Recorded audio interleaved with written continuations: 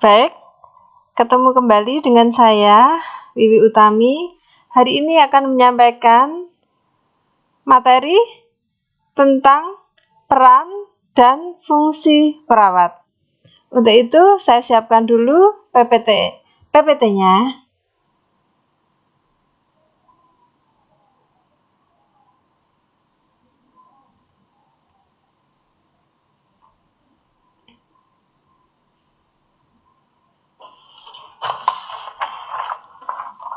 Nah, baik, apakah ada yang tahu apa sih arti peran?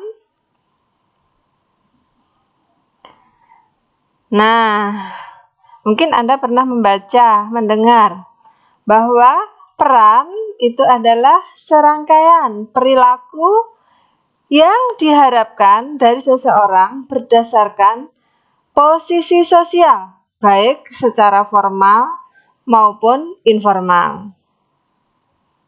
Nah, perawat itu sebagai seorang profesi. Perawat sebagai profesi punya peranan sebagai berikut. Yang pertama, berperan sebagai pemberi asuhan keperawatan. Dalam hal ini, perawat memperhatikan keadaan kebutuhan dasar manusia yang dibutuhkan melalui pemberian pelayanan keperawatan dengan menggunakan proses keperawatan. Yang kedua, berperan sebagai advokator, yaitu membantu klien dan keluarga menginterpretasikan berbagai informasi dari pemberi pelayanan dalam pengambilan persetujuan atas tindakan keperawatan. Juga melindungi hak klien, yaitu memberikan pelayanan sebaik-baiknya untuk mendapatkan informasi, privasi, menentukan nasib sendiri, menerima ganti rugi akibat kelalaiannya. Peran berikutnya, perawat sebagai edukator. Apa sih edukator? Edukator itu pendidik, yaitu membantu klien meningkatkan pengetahuan kesehatan sebagai yang diharapkan terjadi perubahan perilaku. Nah, yang keempat, berperan sebagai koordinator. Apakah itu koordinator? Perawat berperan mengarahkan, merencanakan, serta mengorganisasi pelayanan kesehatan dari tim kesehatan sebagai pemberi pelayanan kesehatan supaya terarah serta sesuai dengan kebutuhan klien.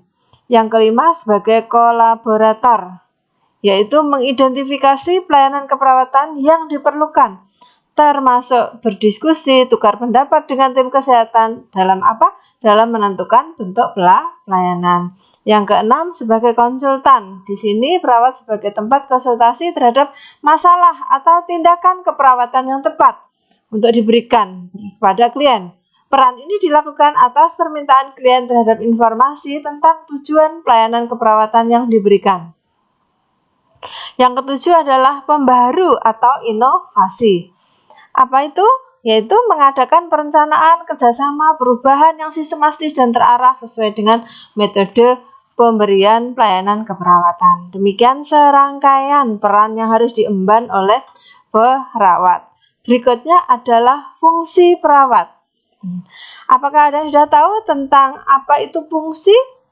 Nah, fungsi itu adalah sekumpulan perintah operasi program yang dapat menerima argumen input dan dapat memberikan hasil atau output yang dapat berupa nilai atau sebuah hasil operasi.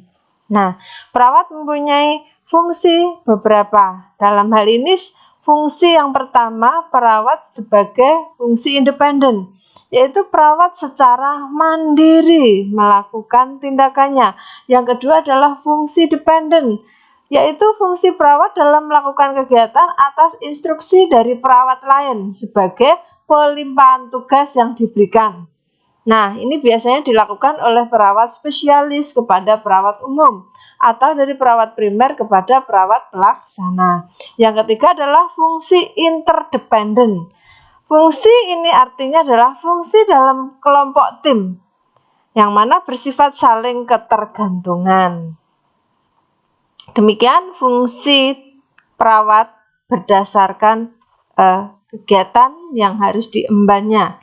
Nah, berikut kita membahas tentang berpikir kritis. Apa itu berpikir? Berpikir adalah penggunaan pikiran dan membuat pendapat, keputusan, menarik kesimpulan, dan merefleksikan. Menurut Gordon tahun 1995. Sedangkan berpikir kritis adalah suatu rangkaian terintegrasi tentang kemampuan dan sikap berpikir, yaitu individu harus mampu menerima informasi menggunakan ingatan, termasuk memori, baik saat ini maupun masa lalu, mampu menerapkan alasan dan logika, meninjau data dengan gamblang dan teratur, dan membuat keputusan secara gamblang dan kreatif.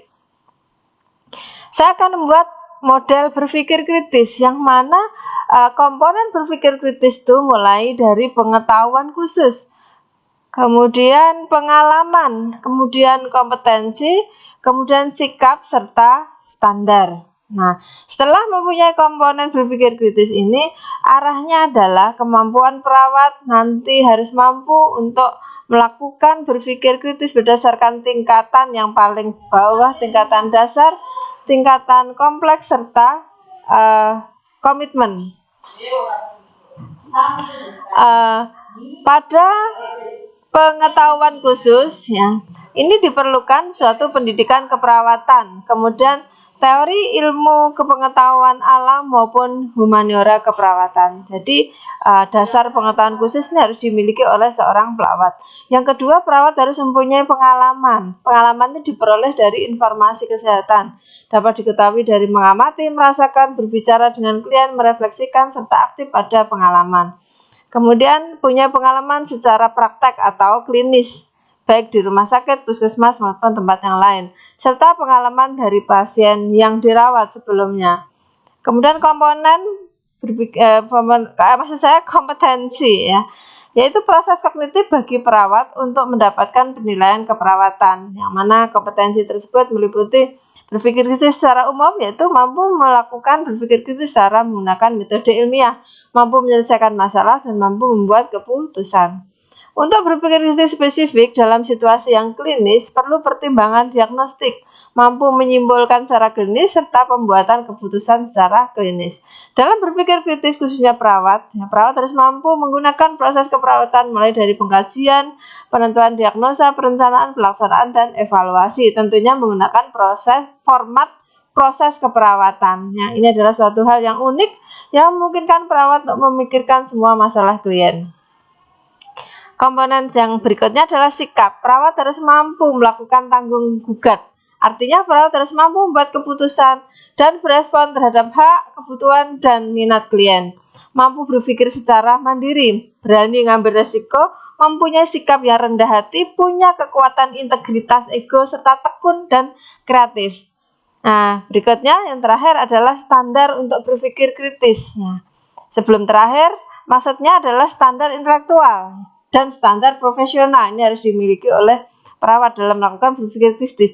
Untuk standar intelektual, yaitu standar yang digunakan bahwa dalam pengambilan keputusan itu memang telah benar.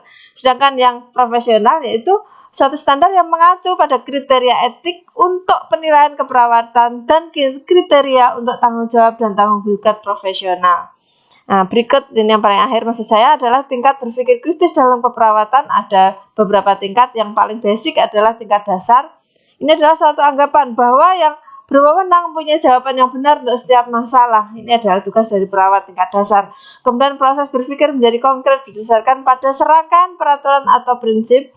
Berikutnya ini didasari oleh keterbatasan pengalaman dan ada kecenderungan untuk diatur oleh orang lain. Demikian kriteria seseorang perawat yang pada berpikir kritis tingkat dasar.